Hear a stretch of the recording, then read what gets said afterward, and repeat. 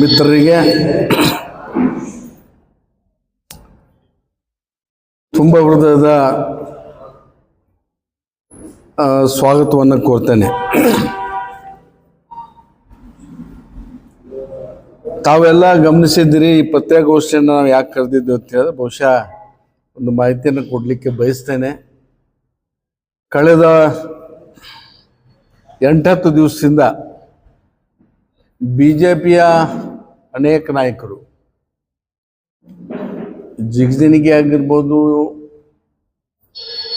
ನಮ್ಮ ಈಶ್ವರಪ್ಪ ಆಗಿರ್ಬೋದು, ಮತ್ತು ಇಲ್ಲಿ BJPಯ ಜಿಲ್ಲಾ ಘಟಕದ ಅಧ್ಯಕ್ಷರು, ಪದಾಧಿಕಾರಿಗಳು ಹಲವಾರು ಪತ್ರಿಕಾಗೋಷ್ಠಿಯನ್ನು ಮಾಡಿರ್ತಕ್ಕಂಥದ್ದು. ಅವರು ಏನು ಅಪಾದನೆ ಮಾಡ್ತಾ ಇದ್ದಾರೆ ಅಂಥೇಳಿ, ಕಾಂಗ್ರೆಸ್ ಪಕ್ಷ ಹಿಂದೂ ಧರ್ಮವನ್ನು ಒಡಿತಾ ಇದೆ ಅಂಥೇಳಿ. ನಾನು ಅವರಿಗೆ ಕೇಳಲಿಕ್ಕೆ ಬಯಸ್ತಾ ಇದ್ದೇನೆ, ಹಿಂದೂ ಧರ್ಮವನ್ನು ಎಲ್ಲಿ ಒಡಿತಾ ಇದೆ, ಯಾವ ಕಾರಣಕ್ಕಾಗಿ ಒಡಿತಾ ಇದೆ ಅನ್ನೋದನ್ನು ತಾವು ಸ್ಪಷ್ಟಪಡಿಸ್ಬೇಕು. ಮತ್ತು ನಾವೆಲ್ಲ ಹಿಂದೂಗಳೇ, ನಾವೇನು ಬೇರೆ ಅಲ್ಲ. ನಮ್ಮ ಸರ್ಟಿಫಿಕೇಟ್ನಲ್ಲಿ ಹಿಂದೂ ಬರೆಸಿನೇ ಮುಂದೆ ನಮ್ಮ ಜಾತಿ ಕಾಲಮ್ನ್ಯಾಗ ನಮ್ಮ ಜಾತಿ ಇದಾವೆ. ಇವತ್ತು ದಲಿತರಾಗಿರ್ಬೋದು, ಹಿಂದುಳಿದವರಾಗಿರ್ಬೋದು, ಇವರೆಲ್ಲ ನಿಮ್ಮ ದೃಷ್ಟಿಯಲ್ಲಿ ಹಿಂದೂಗಳು ಹೌದು ಅಲ್ಲೋ ಅನ್ನೋದು ಮೊದಲನೇ ಪ್ರಶ್ನೆ ನಂದು, BJP ಅವ್ರಿಗೆ. ಮತ್ತು ನಾವೆಲ್ಲ ಹಿಂದೂ ಅಂತ ಹೇಳಿದ್ರೆ ನಮ್ಮನ್ನು ಯಾರೂ ಹೊಡೆದಿಲ್ಲ, ಹೊಡಿತಕ್ಕಂಥ ಭ್ರಮೆ ಈ ರಾಜ್ಯದಲ್ಲಿ ಉದ್ಭವ ಆಗಿಲ್ಲ. ಇದನ್ನು ಯಾಕೆ ನೀವು ಸುಮ್ಮನೆ ಈ ಅಪಾದನೆ ಮಾಡ್ತಾ ಇದ್ದೀರ ಅಂತಕ್ಕಂಥದ್ದನ್ನು ನಿಮ್ಮಲ್ಲಿ ನಾನು ಕೇಳಲಿಕ್ಕೆ ಬಯಸ್ತಾ ಇದ್ದೇನೆ. ಮುಂದೋಗಿ ಅವ್ರು ಏನು ಹೇಳ್ತಾ ಇದ್ದಾರೆ ಅಂದರೆ, ಈ ಸರ್ಕಾರ, ಕಾಂಗ್ರೆಸ್ ಪಕ್ಷದ ಸರ್ಕಾರ ಬ್ರಿಟಿಷ್ ಮಾದರಿಯ ಆಡಳಿತದಲ್ಲಿ ಯಾವ ರೀತಿ ಬ್ರಿಟಿಷ್ ಒಂದು ಆಡಳಿತ ಇತ್ತು ಆ ರೀತಿ ಅಂತ ಒಂದು ಆಡಳಿತದ ಮಾದರಿಯೇ ಕಾಂಗ್ರೆಸ್ ಪಕ್ಷ ಅಳವಡಿಸಿಕೊಂಡಿದೆ ಅಂತಕ್ಕಂಥದ್ದನ್ನು ಹೇಳಿದ್ದಾರೆ ಅವರು ತಮ್ಮ ಮಾಧ್ಯಮದ ಮುಖಾಂತರ, ಪತ್ರಿಕಾ ಹೇಳಿಕೆಗಳ ಮುಖಾಂತರ ಹೇಳಿದ್ದಾರೆ. ನಾನು ಅವ್ರಿಗೆ ಒಂದು ವಿಚಾರವನ್ನು ಸ್ಪಷ್ಟಪಡಿಸಲಿಕ್ಕೆ ಬಯಸ್ತಾ ಇದ್ದೇನೆ. ಕಾಂಗ್ರೆಸ್ ಪಕ್ಷ ಈ ದೇಶದ ಸಂವಿಧಾನದ ನಿಯಮದಲ್ಲಿ ನಂಬಿಕೆ ಇಟ್ಟಿರ್ತಕ್ಕಂಥದ್ದು, ಪ್ರಜಾಪ್ರಭುತ್ವದ ಮಾದರಿಯಲ್ಲಿ ಸರ್ಕಾರವನ್ನು ನಡೆಸ್ತಕ್ಕಂಥದ್ದು. ನೀವೇನು ಅಪೇಕ್ಷೆ ಮಾಡಿದ್ದೀರಿ, ಮನುವಾದಿ ಪ್ರಕಾರ ಈ ರಾಜ್ಯ ನಡಿಬೇಕಂತಕ್ಕಂಥದ್ದು ಎಂದಿಗೂ ಕೂಡ ಸಾಧ್ಯ ಇಲ್ಲ. ನಿಮ್ಮ ಮನಸ್ಸಿನಲ್ಲಿ ಇರ್ತಕ್ಕಂಥದ್ದು ಅದೇ, ಮನುವಾದಿ ನಿಯಮಗಳ ಪ್ರಕಾರ ನಡಿಬೇಕು, ಹಾಗೆ ನಡೆದ್ರೆ ಮಾತ್ರ ಒಳ್ಳೆಯ ಸರ್ಕಾರ ಅಂತೇಳಿ ನಿಮ್ಮದೇನೋ ಭಾವನೆ ಇದೆ.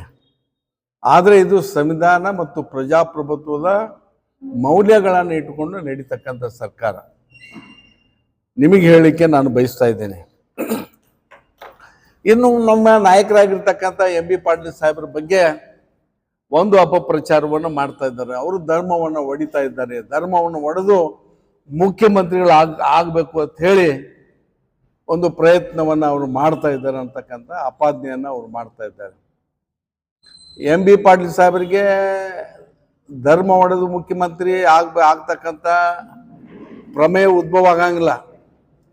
ನಾನು ನಿಮಗೆ ಕೇಳಕ್ಕೆ ಬಯಸ್ತೀನಿ, ಯಡಿಯೂರಪ್ಪನವರು ನಿಮ್ಮ ಪಕ್ಷದ ಆಗಿದ್ರಲ್ಲ ಹಿಂದೆ 2-3 ಸಲ. ಜಗದೀಶ್ ಶೆಟ್ಟರ್ ಅವರಾಗಿದ್ರು, ಬೊಮ್ಮಾಯಿ ಅವರಾಗಿದ್ರು. ಇವರೆಲ್ಲ ಧರ್ಮ ಒಡೆದೇ ಮುಖ್ಯಮಂತ್ರಿ ಆಗಿದ್ರ ಹೆಂಗ ಅಂತಕ್ಕಂಥ ಪ್ರಶ್ನೆಯನ್ನು ನಿಮಗೆ ಕೇಳಲಿಕ್ಕೆ ನಾನು ಬಯಸ್ತಾ ಇದ್ದೇನೆ. ಧರ್ಮ ಹೊಡಿತಕ್ಕಂಥ ಅನಿವಾರ್ಯತೆ ಅವ್ರಿಗಿಲ್ಲ. ಅವ್ರಿಗೆ ಕಾಂಗ್ರೆಸ್ ಹೈಕಮಾಂಡ್ ಯಾವಾಗ ಇಚ್ಛೆ ಪಡ್ತಾ ಇದೆ, ಯಾವಾಗ ಶಾಸಕರು, ಪಕ್ಷದ ಶಾಸಕರು ಇಚ್ಛೆ ಪಡ್ತಾ ಇದ್ದಾರೆ, ಸ್ವಾಭಾವಿಕವಾಗಿ ಅವರು ಮುಖ್ಯಮಂತ್ರಿಗಳಾಗ್ತಾರೆ. ಯಾವಾಗ ಧರ್ಮ ಒಡೆದೇ ಆಗ್ಬೇಕನ್ನತಕ್ಕಂಥದ್ದು ಏನಿಲ್ಲ. ಅವ್ರು ಎಂದೂ ಆ ಕೆಲಸಕ್ಕೆ ಕೂಡ ಕೈ ಹಾಕಿನಂತಕ್ಕಂಥದ್ದನ್ನ ಹೇಳಿಕೆ ಬಯಸ್ತಾ ಇದೆ. ಈ ಬಸವ ಧರ್ಮ ಅಂತಕ್ಕಂಥದ್ದು MB ಪಾಟೀಲ್ ಅಸ್ಮಿತೆತೆ. ಅದು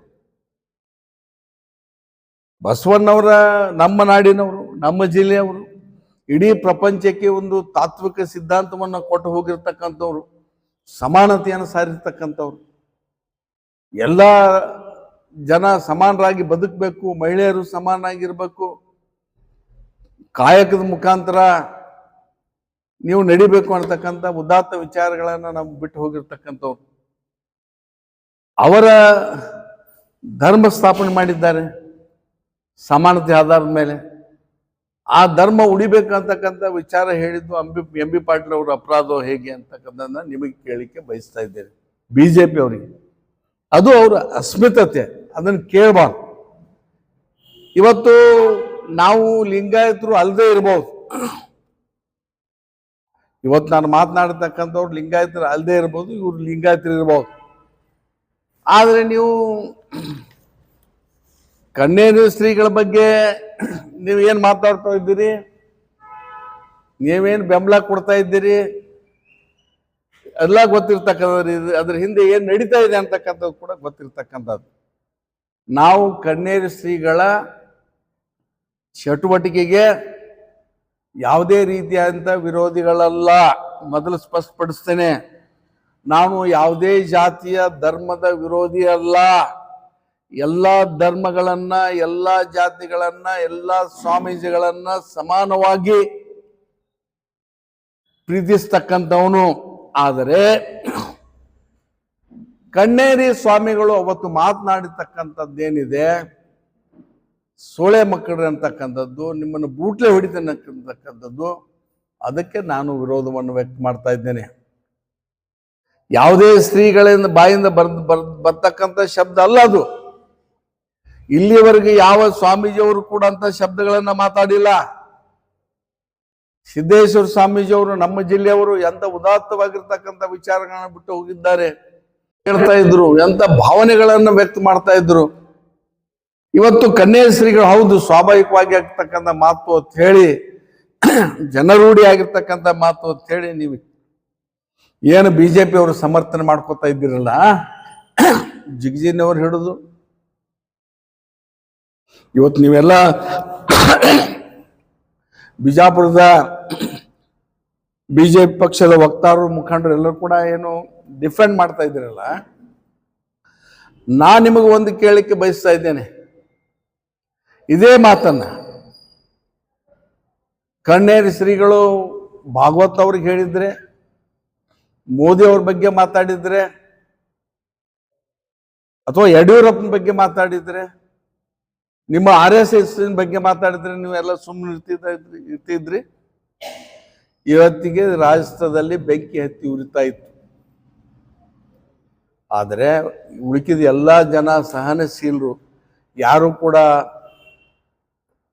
ಆ ವಿಷಯವನ್ನು ದೊಡ್ಡ ಮಾಡಲಿಕ್ಕೆ ಹೋಗಿಲ್ಲ. ಅದನ್ನು ಸಮರ್ಥನೆ ಮಾಡ್ತಕ್ಕಂಥವ್ರು ನಿಮ್ಮ ಮನಸ್ಥಿತಿ ಇವತ್ತು ಅರ್ಥ ಆಗ್ತಾ ಇದೆ. ಇಂಥದಕ್ಕೆ ನೀವು ಸಪೋರ್ಟ್ ಮಾಡ್ತಿದ್ದಾರೆ ಹೇಗೆ ಅನ್ನೋದನ್ನು ನಾವು ಅವ್ರಿಗೆ ಕೇಳಲಿಕ್ಕೆ ಬಯಸ್ತಾ ಇದ್ದೇನೆ. ಆಮೇಲೆ ದಂಗೆ ಆಗ್ತೈತಿ, ಇದನ್ನ ಕನ್ನೇರು ಶ್ರೀಗಳ ಬಗ್ಗೆ ನೀವು ತೆಗೆದುಕೊಂಡಂತ ನಿಲುವು, ಸರ್ಕಾರ ಏನು ಅವ್ರಿಗೆ ಬ್ಯಾನ್ ಮಾಡಿದೆ, ಬಿಜಾಪುರ ಬಾಗಲಕೋಟೆ ಬ್ಯಾನ್ ಮಾಡಿದ್ದು ನನ್ನ ಸಮರ್ಥನೆ ಮಾಡ್ತಾ ಇಲ್ಲ. ನೀವು ದಂಗೆ ಹೇಳ್ತಾ ಇದೆ ಅಂತ ಹೇಳ್ತಾ ಇದ್ದೀರಲ್ಲ, ಯಾಕೆ ದಂಗೆ ಹೇಳ್ತಾ ಇದೆ? ದಂಗೆ ಹೇಳಲಿಕ್ಕೆ ಬಲವಾದ ಕಾರಣ ಏನು? ದಂಗೆ ಹೇಳಬೇಕಾದ್ರೆ ಒಂದು ಬಲವಾದ ಕಾರಣ ಇರ್ತಾ ಇದೆ. ಇತಿಹಾಸವನ್ನ ನೋಡ್ರಿ, ಇತಿಹಾಸ ಪುಟಗಳನ್ನ ತಿರುವಿ ನೋಡ್ರಿ. ಒಂದು ಕ್ರಾಂತಿ ಆಗ್ಬೇಕಾದ್ರೆ ಯಾವ ವಿಷಯಕ್ಕಾಗಿ ಆಗ್ತಾ ಇದೆ, ಯಾವ ವ್ಯವಸ್ಥೆಯನ್ನ ಬದಲಾವಣೆ ಮಾಡಲಿಕ್ಕೆ ಆಗ್ತಾ ಇದೆ. ಇವತ್ತು ಬಡವರಿಗೆ ನೀವು ಕೇಂದ್ರದಲ್ಲಿ ಉದ್ಯೋಗ ಕೊಟ್ಟಿಲ್ಲ. ಇವತ್ತು ದಲಿತರ ಮೇಲೆ ನಿರಂತರವಾಗಿ ಇವತ್ತು ದೌರ್ಜನ್ಯ ನಡೀತಾ ಇದೆ. ಇವತ್ತು ಆ ಕಾರಣಕ್ಕಾಗಿ ವಿದ್ಯಾವಂತ ಯುವಕರು ದೇಶದಲ್ಲಿ ದಂಗೆ ಹೇಳಬಹುದು. ಇವತ್ತು ಹಿಂದುಳಿದವರು, ದಲಿತರು ದಂಗೆ ಹೇಳಬಹುದು ಅವ್ರ ಮೇಲೆ ಆಗಿರ್ತಕ್ಕಂಥ ಅನ್ಯಾಯದ ವಿರುದ್ಧವಾಗಿ. ಈಗ್ಯಾಕೆ ಇದು ಆಗ್ತಾ ಇದೆ? ನೀವು ದಂಗೆ ಹೇಳ್ತಕ್ಕಂಥ ಯಾವ ವಿಚಾರ ಇದೆ ಅದನ್ನು ನೀವು ಪ್ರೋತ್ಸಾಹ ಮಾಡ್ತಾ ಇದ್ದೀರಿ, ದಂಗೆ ಹೇಳಲಿಕ್ಕೆ ಪ್ರಚೋದನೆ ಮಾಡ್ತಾ ಇದ್ದೀರಿ ಈ ಜಿಲ್ಲೆಯಲ್ಲಿ. ದಯವಿಟ್ಟು ಇದು ನಿಮಗೆ BJP ಅವರಿಗೆ ಶೋಭೆ ತರ್ತಕ್ಕಂಥದ್ದಲ್ಲ. ನೀವು ಸಹಬಾಳ್ವೆ, ಪ್ರೀತಿ, ವಿಶ್ವಾಸ, ನಂಬಿಕೆ, ಶಾಂತಿ, ಈ ಒಂದು ಸಿದ್ಧಾಂತದಲ್ಲಿ ನಂಬಿಕೆಯನ್ನು ಇಡಬೇಕು. ನೀವು ಯಾವತ್ತಿಗೂ ಕೂಡ ದೊಣ್ಣೆ ತೆಗೆದುಕೊಂಡು ನೀವು ಇದು ಮಾಡೋದಲ್ಲ. ಶಾಂತಿಯನ್ನು ಕೂಡ ಒಂದು ಹೇಳಬೇಕಾಗ್ತಾ ಇದೆ ನೀವು ಇವತ್ತು. ಅದಕ್ಕಾಗಿ ಅದನ್ನು ನಾನು ನೀವು ಹೇಳ್ತಕ್ಕಂಥ ಏನು ದಂಗೆ ಹೇಳ್ತಾ ಇದೆ ಅಂತಕ್ಕಂಥ ವಿಚಾರವನ್ನು ಹೇಳಿದ್ದೀರಿ. ಅದಕ್ಕೆ ನಾನು ವಿರೋಧವನ್ನು ವ್ಯಕ್ತ ಮಾಡ್ತಾ ಇದ್ದೇನೆ. ನೀವು ಆ ರೀತಿ ಮಾತನಾಡಬಾರ್ದಂತ ಆಗಿತ್ತು. ಈ ಗುತ್ತಿಗೆದಾರರು ಇವತ್ತಿನ ಪರಿಸ್ಥಿತಿಗೆ ಯಾರು ಕಾರಣರು? ಕೊನೆ ಹಂತದಲ್ಲಿ ಲಕ್ಷಾಂತರ ಕೋಟಿ ರೂಪಾಯಿ ಟೆಂಡರ್ ಅನ್ನ ಕರೆದವ್ರು ಯಾರು? ಬಿಜೆಪಿಯ ಕೊನೆ ಹಂತ ಅಧಿಕಾರ ಇತ್ತಲ್ಲ, ಅವಾಗ ಸುಮಾರು 2 ಲಕ್ಷ ಕೋಟಿ ರೂಪಾಯಿವರೆಗೆ ನೀವು ನನಗೆ ಅಧಿಕೃತ ನನ್ನ ಅಂಕಿ ಸಂಖ್ಯೆ ಮಾಹಿತಿ ಇಲ್ಲ, ಲಕ್ಷಾಂತರ ರೂಪಾಯಿ 1.5 ಲಕ್ಷ ಕೋಟಿ ಟೆಂಡರ್ ಅನ್ನು ಕರೆದವ್ರು ಯಾರು? ಆ ಟೆಂಡರ್ ಕರೆದ ಮೇಲೆ ಆ ಕಾಮಗಾರಿಗೆ ದುಡ್ಡು ಕೊಡ್ಬೇಕಂತ ಹೊಣೆಗಾರಿಕೆ ಇದ್ದಂತ ಸರ್ಕಾರದ್ದು ಅದನ್ನ ಮಾಡ್ತಾ ಇದೆ. ಅದು ಆದ್ಮೇಲೆ ಹೊಸ ಕೆಲಸಗಳನ್ನು ಕೂಡ ಇವತ್ತು ಸರ್ಕಾರ ಕರಿತಾ ಇದೆ. ಇಂತಹ ಒಂದು ಆರ್ಥಿಕ ಸಂಕಷ್ಟಗಳ ಮಧ್ಯೆ ಇವತ್ತು ಏನು ನಾವು ಅನೇಕ ಕಾರ್ಯಕ್ರಮಗಳನ್ನು ಕೊಡ್ತಾ ಇದ್ದೀವಿ, ಅದ್ರ ಮಧ್ಯೆ ಕೂಡ ಈ ಅಭಿವೃದ್ಧಿ ಕಾರ್ಯ ಸರ್ಕಾರ ಮಾಡ್ತಾ ಇದೆ. ಇವತ್ತು ಬಬಲೇಶ್ವರ ಕ್ಷೇತ್ರದಲ್ಲಿ ಏನು ಪಾಪ ಅಂಗಡಿ ಒಂದು ಮಾತನ್ನ ಹೇಳಿದಾನ, ಬಬಲೇಶ್ವರ ಕ್ಷೇತ್ರದಲ್ಲಿ ಏನು ಅಭಿವೃದ್ಧಿ ಆಗಿಲ್ಲತ್ತೆ. ಬಬಲೇಶ್ ಕ್ಷೇತ್ರಕ್ಕೆ ಹೋಗಿ ನೋಡ್ಲಿ ಅವ್ರೆಲ್ಲ. ಇವತ್ತು ಏನು ಅಲ್ಲಿ ಏನು ಇಂಪೋರ್ಟ್ ಆಗ್ತಾ ಇದೆ, ಎಕ್ಸ್ಪೋರ್ಟ್ ಆಗ್ತಾ ಇದೆ, ದ್ರಾಕ್ಷಿ ಬೆಳೆ ಆಗಿರ್ಬೋದು, ನಿಂಬೆ ಆಗಿರ್ಬೋದು, ದಾಳಂಬ್ರಿ ಆಗಿರ್ಬೋದು, ಅನೇಕ ತೋಟಗಾರಿಕೆ ಏನು ವಸ್ತುಗಳು ಇವತ್ತು ಬೇರೆ ದೇಶಕ್ಕೆ ರಫ್ತಾಗ್ತಾ ಇದೆ, ಅದನ್ನು ನೀವು ನೋಡಬೇಕು. ಎಷ್ಟು ಲಕ್ಷಾಂತರ ರೂಪಾಯಿ ಅವರು ಸಂಪಾದನೆ ಮಾಡ್ತಾ ಇದ್ದಾರೆ. ಅಲ್ಲಿ ಏನು ಶಾಲಾ ಕಾಲೇಜುಗಳಾಗಿವೆ, ಏನು ಅಭಿವೃದ್ಧಿ ಆಗಿದೆ, ಅದನ್ನು ನೀವು ಗಮನಿಸಿ ಮಾತನಾಡಬೇಕು. ಸುಮ್ಮನೆ